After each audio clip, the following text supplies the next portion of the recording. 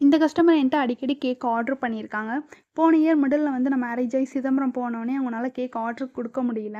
அதுக்கு நான் தீபாவளி டைமிங்கில கால் பண்ணிட்டு, "ஊருக்கு தீபாவளிக்கு வருவியா? எனக்கு கேக் ஆர்டர் பண்ணணும்னு" சொல்லியிருந்தாங்க. நான் வருவேங்க மேம், பண்ணி குடுக்குறேன்னு சொல்லியிருந்தேன். 2 கேஜில மிக்கி மவுஸ் தீம்ல வந்து கேக் ஆர்டர் பண்ணியிருந்தாங்க அவங்க பையன் பர்த்டேக்கு. இப்போ திருப்பி ஒரு 4 டேஸ்க்கு அப்புறம் கால் பண்ணிட்டு 1 1/2 கேஜில கேக் வேணும்னு சொல்லி ஆர்டர் பண்ணியிருந்தாங்க. அவங்க அண்ணன் பசங்களுக்கு பர்த்டேன்னு சொல்லிட்டு. அப்புறம் 1 வீக் அப்புறம் கால் பண்ணிட்டு, "ரெட் வெல்வெட் கேக் வேணுமா?" அப்படின்னு சொல்லியிருந்தாங்க. நான் ஊருக்கு வந்துட்டேங்க மேம் அப்படின்னு சொன்னேன். சரி ஓகே பரவாயில்லம்மா, நெக்ஸ்ட் டைம் பார்த்துக்கலாமான்னு சொல்லிட்டு வச்சுட்டாங்க. அப்புறம் இந்த இயர் ஏப்ரலில் கால் பண்ணிவிட்டு, "இப்போதாம்மா என் பொண்ணு பர்த்டே முடிஞ்சிச்சு, வெளியே தாம்மா கேக் ஆர்டர் பண்ணியிருந்தேன், உன்கிட்ட கேக் ஆர்டர் பண்ண முடியல.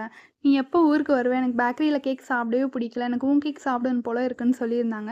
நான் மேல ஜூனில் வருவேங்க மேம் சொல்கிறேன்னு சொல்லியிருந்தேன். அப்புறம் இப்போ வந்து ரெட் வெல்வெட் கேக் வந்து ஆர்டர் பண்ணியிருந்தாங்க. சிம்பிள் டிசைன் போதும், சும்மா சாப்பிட்றதுக்கு தான் சொல்லியிருந்தாங்க. நானும் சூப்பராக பண்ணி கொடுத்தாச்சு.